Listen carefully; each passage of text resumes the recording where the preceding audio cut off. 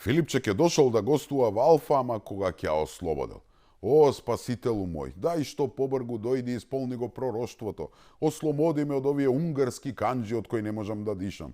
Ослободи ми ја душа од оваа грудка која ми тежи. Ослободи ме од демоните кои несвесно ме тераат да терам црна кампања против тебе, Месија македонски и европски.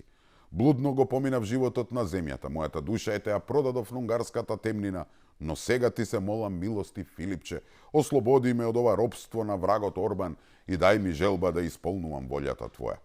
Лена, вистина, зарем се слушали човеков што зборува?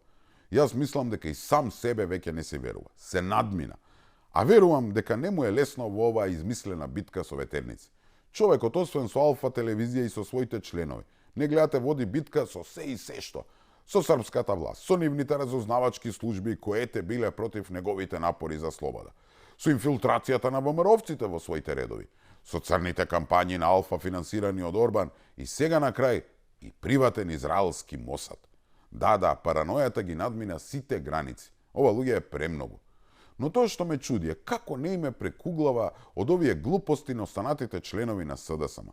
Зарем малку теми има, зарем малку маки има овој народ, зарем малку проблем има самата СДСМ, за да Филипче и тие неколкумина околу него се занимаваат со ова. Па јас колку што памтам, на Бихачки имаше многу паметни луѓе, интелектуалци, градски деца, па едно време нели и самите се нарекуваат државотворна партија. Ама изгледа ништо тоа не остана. Се кренало раце од ова раководство, што е навистина жално за СДСМ. Целата политика на партијата се сведе на суетата на лидерот и обидите за спас на украдените пари. Ништо друго.